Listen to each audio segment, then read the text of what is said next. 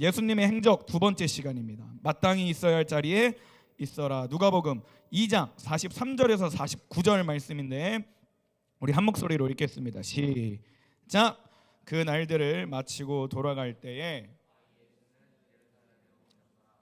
그 부모는 이를 알지 못하고 동행 중에 있는 줄로 생각하고 하룻길을 간 후 친족과 아는 자 중에서 찾되 만나지 못함에 찾으면서 예루살렘에 어디 갔어? 휘야? 오케이. 만나지 못함에 시작. 만나지 못함에 찾으면서 예루살렘에 돌아갔더니 사흘 후에 성전에서 만난즉 그가 선생들 중에 앉으사 그들에게 듣기도 하시며 묻기도 하시니 듣는 자가 다 그 지혜와 대답을 놀랍게 여기더라. 그의 부모가 보고 놀라며 그의 어머니는 이르되 아이야 어찌하여 우리에게 이렇게 하였느냐 보라 내 아버지와 내가 근심하여 너를 찾았노라. 예수께서 이르시되 어찌하여 나를 찾으셨나이까 내가 내 아버지 집에 있어야 될 줄을 알지 못하셨나이까 하시니. 아멘. 제가 사진과 함께 이 본문의 스토리를 조금 설명드릴게요. 예수님의 가족은요 매년 6월절 시간이 되면 예루살렘으로 올라가게 됐어요. 마리아와 요셉 그리고 예수님은 나사렛이라는 동네에 살고 있었습니다. 어디에 살고 있었다고요? 나사렛이라는 동네에 살고 있었어요. 이 사람들은 이제 이스라엘 사람, 유대인인데 이스라엘 사람들은 6월절이라는 절기를 지켰어야 돼요. 1년에 한 번씩 무조건. 6월절은 뭐냐면 이들이 애굽에서 종노릇 하던 시기에 하나님께서 그들을 애굽을 탈출시키신 사건을 기억해서 매년 그것을 감사하며 하나님께 예배하는 시간이 6월절이에요. 근데 나사렛에서 예루살렘까지 약 150km 정도 거리가 돼요. 얼마나 된다고요? 150km. 그럼 이때는 뭐 지하철이 있는 것도 아니고 비행기나 버스가 있는 게 아니니까 보통은 걸어갔단 말이에요. 그럼 대략 4일에서 6일 정도 시간이 걸려요. 그래서 이때도 이제 6월절 시기에 맞춰서 예수님의 가족은 예루살렘으로 가게 되는 거예요. 그때 예수님의 나이가 약 12살이라고 기록되어 있는데 이제 도착했어요. 예루살렘에 딱 도착을 해서 예배를 7일 동안 잘 드리고 6월절은 7일 동안 예배를 드리거든요. 일주일 동안 7일을 잘 예배하고 이제 집으로 돌아가기 시작한 거예요. 그래서 하룻밤 정도를 갔는데 문제가 발생해요. 어떤 문제냐면 요셉과 마리아가 예수님을 찾기 시작한 거예요. 예수야, 예수야 불렀는데 대답이 없어. 보니까 예수님이 없어요. 그래서 어디 갔지? 예수가 어디 갔지? 막 찾다가 이제 다시 예루살렘으로 돌아가서 예수님을 발견하게 됩니다. 예수님이 성전에 계셨는데 이 마리아가 예수님을 보고 이렇게 얘기를 했습니다. 누가복음 2장 48절 같이 읽을게요. 시작. 그의 어머니는 이르되 아이야 어찌하여 우리에게 이렇게 하였느냐 보라 내 아버지와 내가 근심하여 너를 찾았노라. 근데 여기서 예수님이 굉장히 중요한 말씀을 하세요. 49절 시작. 예수께서 이르시되 어찌하여 나를 찾으셨나이까 내가 내 아버지 집에 있어야 될 줄을 알지 못하셨나이까 하시니.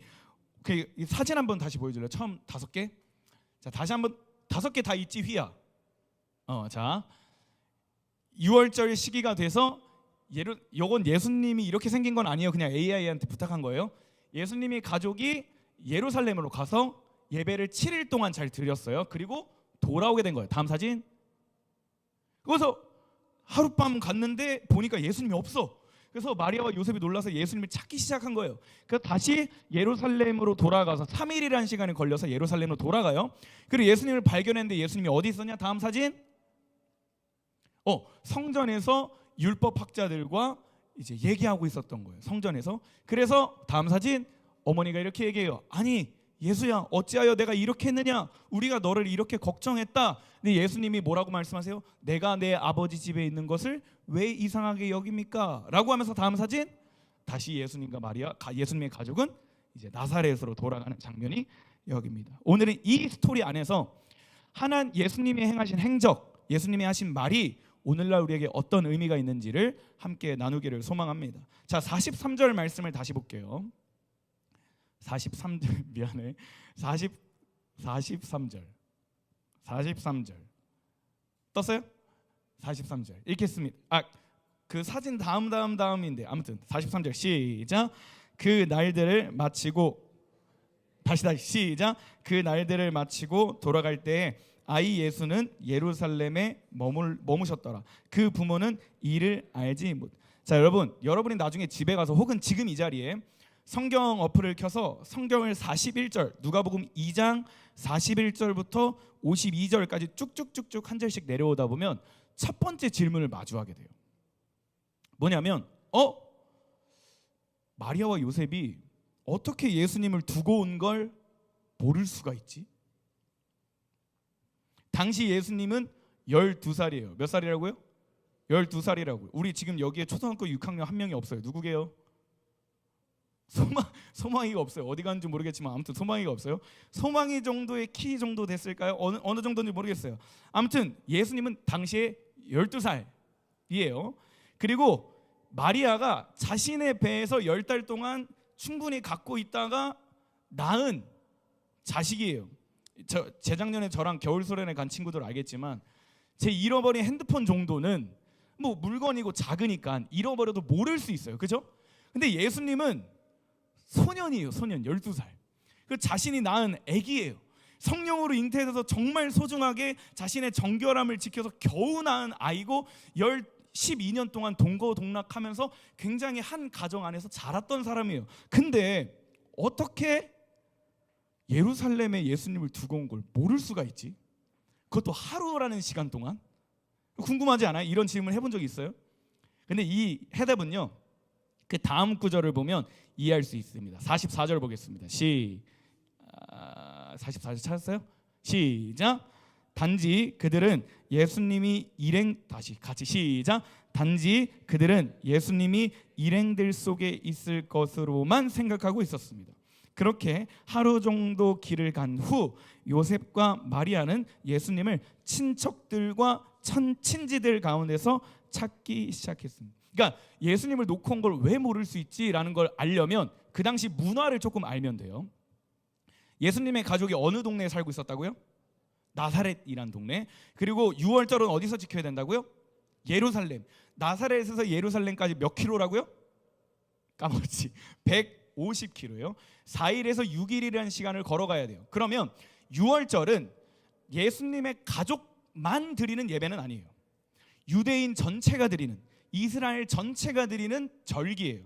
그럼 유월절 시기가 되면 나사렛에서 살고 있는 모든 이스라엘 사람들이 유월절을 지키기 위해 같이 이동해야 돼요.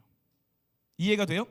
그리고 이들이 이제 4일에서 6일이라는 시간을 걸어가야 되기 때문에 혼자 걸어갈 수 없어서 대열을 맞춰요. 공동체적으로. 그래서 그 안에 가고 있기 때문에 자신들마다 앞서가는 무리, 중간 무리, 뒤에 무리 이렇게가 있는 거예요. 그러니까 이제 예루살렘에서 7일의 절기를 마치고 나사렛에서 돌아갈 때도 마찬가지겠죠.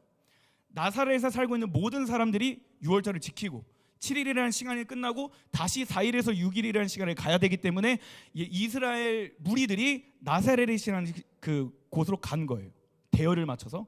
그러니까 마리아는 생각하기로 예수가 뒤에 어떤 무리들 가운데 잘 따라오고 있겠지. 요셉도 어떤 무리들 가운데 예수가 잘 따라오고 있겠지 생각을 하고 걸어가고 있었던 거예요. 그러다가 하룻밤 정도 지나서 이제 재정비를 할 때, 잠을 자거나 어떤 가족끼리 모이는 시간이 됐을 때 보니까 예수가 없는 거예요. 그래서 성경에서 뭐라고 기록되었냐면 그들은 예수님이 일행들 속에, 공동체를 얘기해요. 그 속에 있을 거로만 생각하고 있었대요. 걸어가는 동안. 그리고 그 다음에 예수님을 잊어버려서 찾은 공동체가 어디냐면 친척들과 친지들 가운데서. 그러니까 예수님이 예수님 또래 아이들과 친척들 가운데 잘 있겠거니 생각하고 있었던 거예요. 물론 여기에 더 자세한 내용은 성경이 말하고 있지 않기 때문에 이 구절에서만 이렇게 이해하면 좋을 것 같아요. 근데 우리가 집중해야 될 부분이 이제 여기서부터예요. 아무튼 그렇게 해서 예수님을 발견했어요. 성전에 가서 예수님을 발견했는데 문제는 이거예요. 얼마의 시간이 걸렸냐. 46절 47절 말씀 볼까요? 같이 읽을게요. 시작.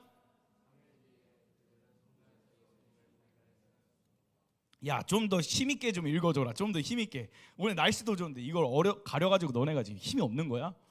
자, 날씨가 이렇게 화창하잖니. 나만 보이니? 여기도 열어줄게. 이게 날씨가 이렇게 화창한데 너네는 다 죽어가면 어떡해. 아무리 계약했다고 해도 그렇지. 자, 다시 읽겠습니다. 시작.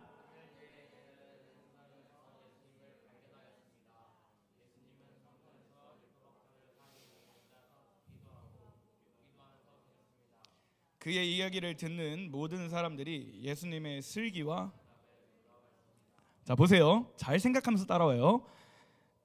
요셉과 마리아는 하루라는 시간을 가서 예수님이 없는 걸 알았어요. 그죠? 근데 예수님을 찾기까지 며칠이 걸렸대요? 며칠 걸렸다고요? 짐이나 며칠 걸렸다고? 3일이 걸렸대요.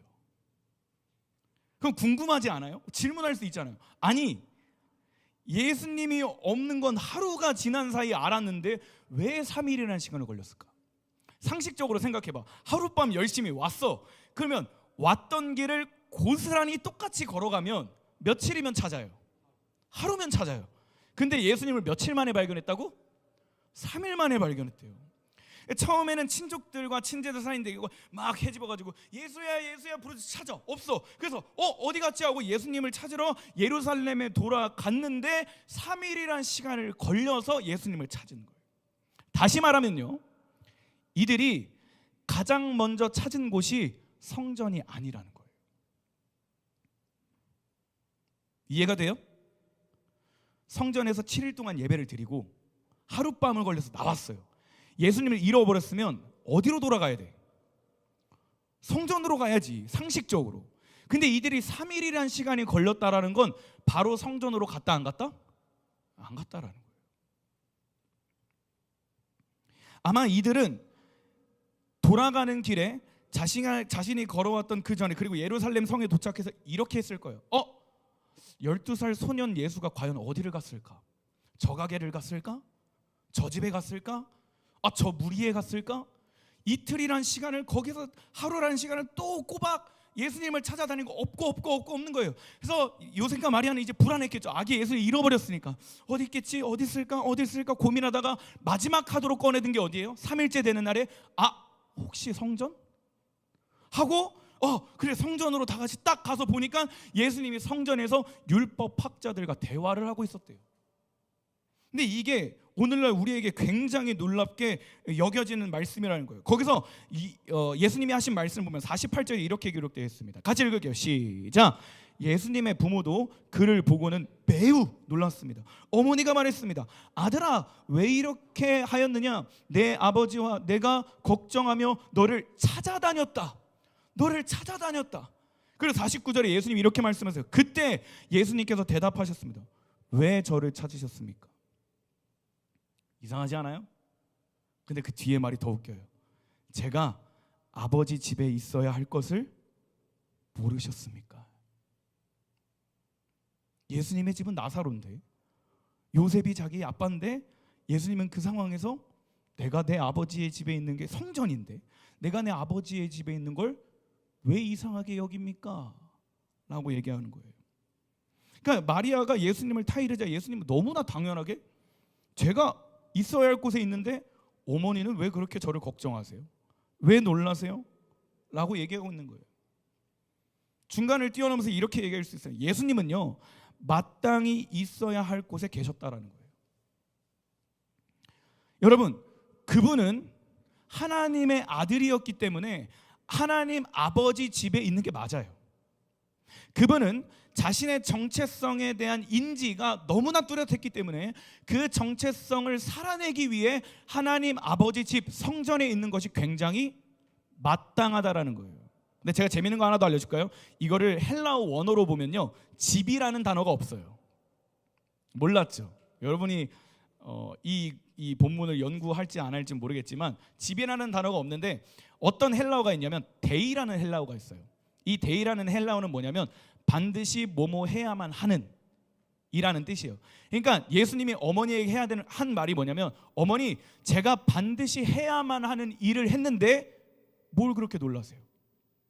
근데 왜 이 성경을 한글로 번역하는 사람이 집이라고 얘기했냐면, 예수님은 하나님으로부터 왔기 때문에 다시 돌아갈 곳이 하나님이고, 예수님은 하나님과 연합한 자였기 때문에 하나님과 연합하는 그 공간이 있어야 되는 거예요. 그래서 어머니, 제가 하나님과 마땅히 연합해야 될 존재인데 왜 그걸 이상히 여기세요?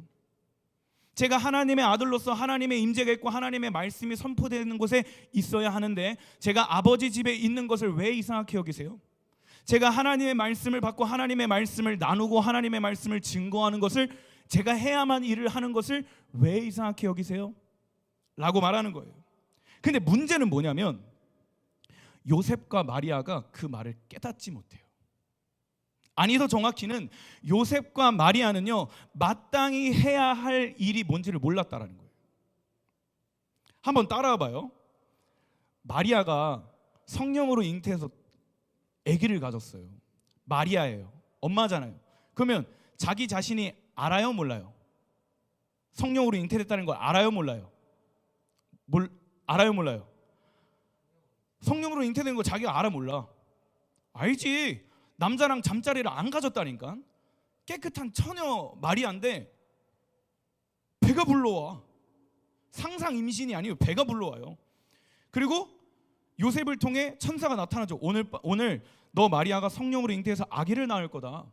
그리고 그 아기의 이름을 예수라고 지어라. 우리 지난주에 얘기했죠. 예수는 그가 자기의 백성들을 자기의 죄에서 구원할 자이십니다 라고 해서 마리아의 뱃속에 있는 것은 우리의 자녀가 아니라 하나님이 주신 하나님의 아들이구나. 이름을 예수라고 했는데 이 아들이 메시아구나. 우리를 구원할 자구나. 요셉과 마리아는 그걸 알았어요. 그걸 안 상태에서 12년이라는 시간을 같이 지냈다고요.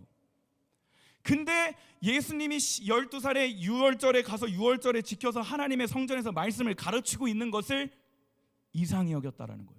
더 놀라운 거는 이들이 하룻밤 지나서 예수님을 잃어버렸는데 3일이란 시간을 걸쳐서 성전으로 갔다는 거. 다시 말하면 예수님은 마땅히 있어야 할 곳에 있었는데 요셉과 마리아는 마땅히 있어야 할 곳이 어딘지를 몰랐다는 거예요. 예수님은 마땅히 해야 할 일을 하고 있었는데 요셉과 마리아는 예수님이 마땅히 해야 할 일이 뭔지를 몰랐다는 거예요. 근데 제가 이 본문을 연구하고 묵상하면서 갑자기 하나님께서 저에게 이런 마음을 딱 주셨어요. 태준아, 너는 예수를 찾기 위해 무엇을 하고 있니? 그냥 이런 마음을 주시더라고요. 그래서 제가 이 말씀을 곰곰이 이제 가슴에 품고 묵상을 하기 시작했어요. 저는요, 나의 행복이, 나의 구원이 오직 예수님께로부터 온다고 믿어요. 확신합니다. 근데 어느새 내가 말씀이신 예수님 안에서 행복을 찾지 않고 있다는 걸 발견한 거예요. 내가 본질을 떠나서 다른 어떤 예수님을 만들어서 그 예수님 다른 예수, 내가 만든 예수 안에서 행복을 쫓고 살고 있는 나를 발견하게 된 거예요. 나도 앞에서 말씀을 전하는 자고 하나님을 찬양하는 자고 예배하는 자인데 모든 시간이 그랬다는 건 아니에요. 그런데 어느 순간 나의 사역과 나의 삶을 돌아보니까 제가 여러분 앞에 조금 죄송하게 그냥 솔직하게 털어놓는 거, 우리 같이 연약한 사람이니까 어느 순간 제가요, 세상 속에서 예수님을 찾고 있었던 거예요. 부와 명예 속에서 복음을 찾고 있는 나를 발견한 거예요. 사람들의 박수 속에서 예수님을 찾고 있었더라고요. 금정적인 안정 속에서 예수님을 찾고 있었어요. 나의 어떤 열심과 나의 노력 안에서 어떤 야망과 나의 교만함 속에서 예수님을 찾으려고 했던 거예요. 너무 괴롭더라고요. 이 말씀을 묵상하고 하나님의 말씀 앞에 나를 거울로 삼아서 나를 빗대어 보니까 내가 너무 비참하더라고. 그런데 또 돌아보니까 본질이 아닌, 마땅히 있어야 할 곳이 아닌 다른 곳에서 자꾸 예수님을 찾았어요. 그게 행복일 줄 알고 거기서 행복이 올 줄 알았어요. 근데 그렇게 예수님을 찾아도 예수님을 발견할 수 없었고 그 안에서 행복함을 느낄 수 없었다라는 거예요. 제 안에 뭐가 문제였냐면 마땅히 있어야 할 자리를 놓친 거예요. 본질을 놓친 거예요.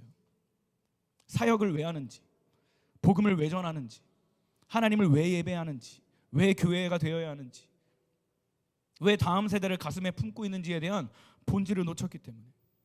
여러분, 예수님은 말씀이시고 예수님은 하나님 그 자체이십니다. 할렐루야. 즉 예수님을 만나기 위해서 우리는 말씀 안에 거해야 되고 하나님의 임재가 있는 예배의 자리에서 예수님을 더욱더 선명하게 만날 수 있어요.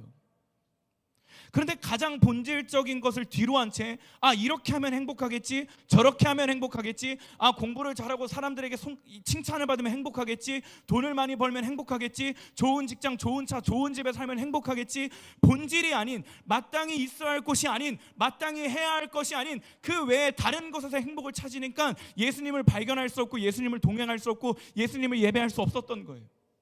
내 안에 채워져야 할 그 영적인 것들이 채워지지 않았던 거예요. 그러니까 오늘의 말씀을 통해서 예수님이 하시고자 하는 말씀이 뭐냐면 마땅히 있어야 할 자리에 있으라는 거예요.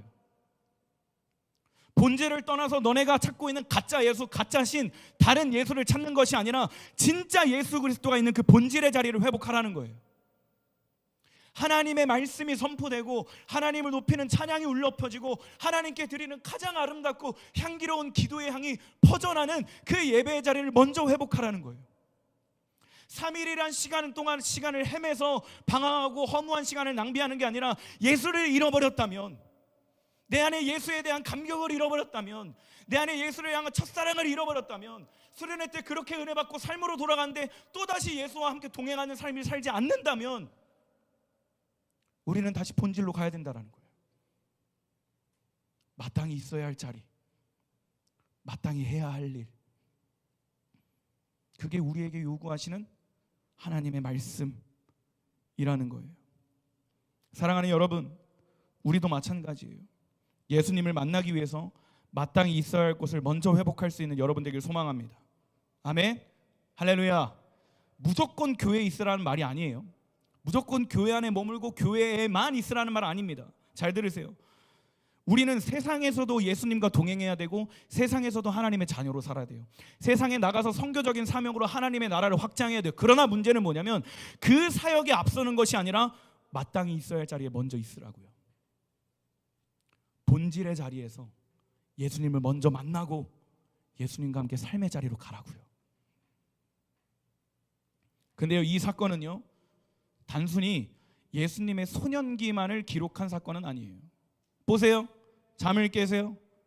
네, 잠을 깨세요. 보세요. 이 사건은 단순히 예수님이 12살 때에 이런 사건이 일어났구나 하고 역사적으로 기록한 성경이 아니에요. 누가가 이 사건을 기록했지만 성경은 하나님의 영으로 감동되어 쓰여진 말씀이기 때문에 이 기록된 성경 안에는 하나님이 담아놓으신 영적 메시지가 있어요. 이해가 돼요? 예수님의 일생은 엄청나게 많은 일이 있어요. 그 수많은 일들 가운데 이 사건이 누가복음 2장 이 텍스트에 기록된 것은 하나님이 이 본문을 통해 오늘날 우리에게 하시고자 하는 메시지가 분명히 있다고요.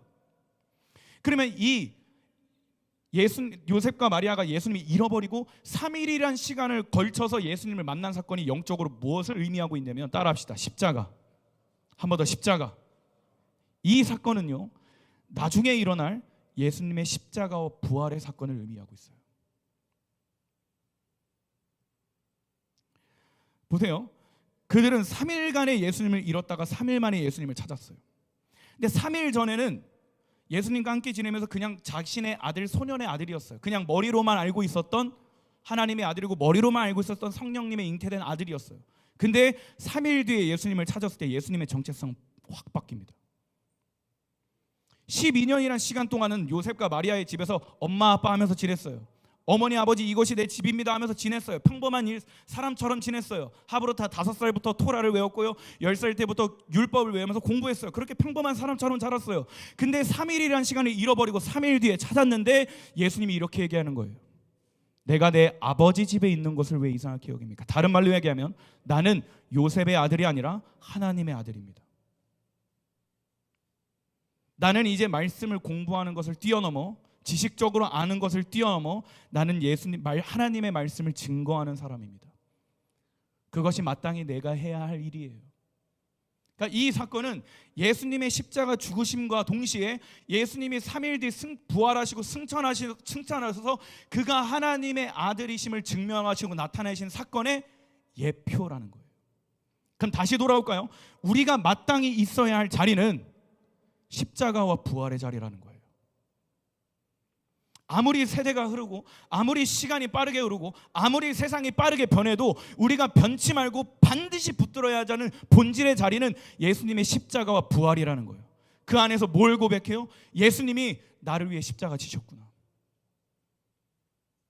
그리고 예수님의 부활하심으로 그가 하나님의 아들이심을 증명하셨구나. 내가 믿는 예수님은 유일한 신이시고 유일한 하나님의 아들이시고 유일한 구원이시구나. 이것을 고백하는 거예요. 사랑하는 여러분, 마지막입니다. 더 놀라운 거는 여기서 예수님이 율법학자들과 대화하고 있었어요. 생각해봐요. 12살이에요 12살. 물론 그 이스라엘 유대인들은 서로 하브루타하는 문화가 있었기 때문에 뭐 나이가 어려도 어느 정도 이제 지식이 좀 크면 이제 이게 서로 이제 소통을 해요. 근데 성경에 뭐라고 기록되어 있냐면 예수님이 그들에게 묻기도 하고 대답하시기도 하셨대요. 근데 그 다음 구절에 율법학자들이 이를 보고 놀랐대요. 예수님은 12살, 율법학자들은 못해도 30살이 넘었을 거예요. 예수님과 살아온 인생이 달라요, 같아요? 다르죠. 인생의 지혜가 달라요, 같아요? 달라요. 예수님은 한 5살 때부터 언어를 배웠다고 치고 7년 동안 말씀을 하브루타 했다고 칩시다.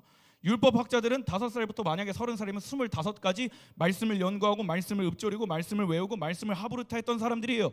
그러면 상식적으로 12살 사람보다 율법학자들이 말씀을 더 잘 알까요, 모를까요? 말이 빨라서 이해가 안 돼요? 율법학자들이 예수님보다 말씀을 잘 알까요, 모를까요? 잘 알겠죠. 근데 예수님이 율법학자들이 한 번도 생각하지 못했던 질문을 하기 시작한 거예요. 그 율법학자들이 그 대화를 통해 예수님에게 질문해요. 그럼 이거는 무슨 의미일 것 같니? 이거는 어떤 말씀일 것 같아? 근데 예수님이 너무나 멀쩡하게 대답을 하는 거예요. 근데 율법학자들이 그 대화를 듣고 이 지혜가 왜 이렇게 놀랍지? 이 슬기는 어디서 온 거지? 본문이 그렇게 얘기하고 있어요. 성경이. 여러분이 집 가서 찾아봐요. 근데 이거는요, 뭘 얘기하고 있냐면 예수님이 말씀 신동이어서, 말씀이 천재여서, 아니면 또래 12살 애들보다 말씀을 많이 외우고 많이 읊조리고 많이 하가다해서 그 율법학자들보다 똑똑했을까요? 율법학자들에게 지혜를 전했을까요? 아니에요. 뭘 얘기하고 있냐면 예수님은 말씀 그 자체라는 걸 얘기하고 있는 거예요. 성전에서 율법학자들과 견줄 만한, 아니 율법학자들 그 이상의, 요한복음에 보면 이렇게 기록되어 있죠. 태초에 말씀이 계시나 이 말씀이 하나님과 함께 계셨으니 곧 말씀은 곧 하나님이시라. 그리고 1장 14절에 이렇게 얘기해요. 말씀이 육신되어 이 땅에 오셨는데 그분 안에 하나님의 독생자 아들의 영광이 가득하다. 근데 그분이 누구예요? 예수 그리스도예요. 요한복음에서 얘기하는 건 명확해요. 말씀은 예수님이다. 그리고 그 예수님은 하나님이다. 그 말씀이 오늘 나와 함께 있다. 근데 누가복음도 그거를 다르게 얘기하지 않아요. 예수님을 말씀이라는 거예요. 그럼 다시 얘기하면 우리가 마땅히 회복해야 될 자리는, 마땅히 예수님을 만나기 위해 회복해야 될 자리가 어디라고요? 말씀의 자리라고요. 예수님을 잃어버리고 예수님과 동행하는 삶을 끊어버리고 예수님을 찾지 못했던 우리의 삶 속에 다시 복음을 찾기 위해, 다시 행복을 찾기 위해, 다시 예수님을 찾기 위해 회복해야 될 자리가 어디라고요? 말씀의 자리라고. 어디라고요? 말씀의 자리라고. 그래서 성경 66권의 성경을 우리에게 주신 거예요. 변하지 않고 완전하고 온전한 하나님의 말씀을 우리에게 주신 거예요. 사랑하는 여러분, 여러분의 삶은 빠르게 변할 수 있습니다. 여러분의 일생에 가면 예수님의 눈에 보이지 않아요. 예수님의 동행하신 눈에 보이지 않고 만져지지 않고 냄새로도 맡아지지 않아요. 그럼 우리가 어떻게 예수님과 동행할 수 있냐? 간단해요. 말씀으로 돌아오는 거예요. 말씀에서 시작해서 말씀으로 동행하고 말씀으로 하루를 마치는 거예요. 할렐루야. 우리가 예수님을 잃어버렸다면 회복해야 될 자리가 어디라고요? 말씀이라고요. 그 오늘 이 본문을 통해 여러분이 들어야 되는 건 딱 한 가지예요.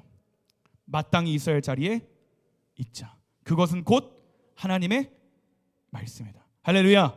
여러분의 삶 속에 말씀을 잃어버렸다면 그 말씀을 다시 회복할 수 있길 예수님의 이름으로 소망합니다. 아멘. 말씀은 강도사님만 읽으라고 특별히 주신 게 아니에요. 말씀은 선생님들만 읽으라고 이들에게만 주신 특별한 게 아니라 우리 모두에게 읽으라고. 왜요? 예수님이 우리 모두와 동행하시고 싶어서. 할렐루야. 예수님이 우리 모두를 만나시고 싶어서, 할렐루야, 예수님이 우리의 삶 속에 역사하고 싶어서 모든 사람들에게 읽을 수 있는 성경을 주시는 거예요. 그 말씀은 곧 하나님이시고 그 말씀은 곧 예수 그리스도인 줄 믿습니다. 그럼 여러분이 예수님과 동행하기 위해, 예수님을 만나기 위해 말씀을 회복하는 이번 한 주가 되기를 예수 그리스도의 이름으로 소망합니다. 아멘. 말씀 마칠게요. 찬양팀 나와주시고.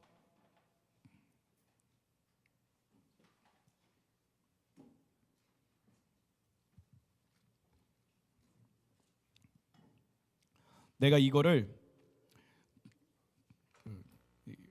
성경을 이제 묵상하고 연구하고 공부하면서 이 본문 가지고 3주를 설교할까 하다가 앞으로 해야 될 메시지가 많이 있기 때문에, 그리고 우리가 앞으로 함께 할 예배가 또 많잖아요. 그러니까 이 본문은 또 언젠간 또 다룰 수 있겠죠.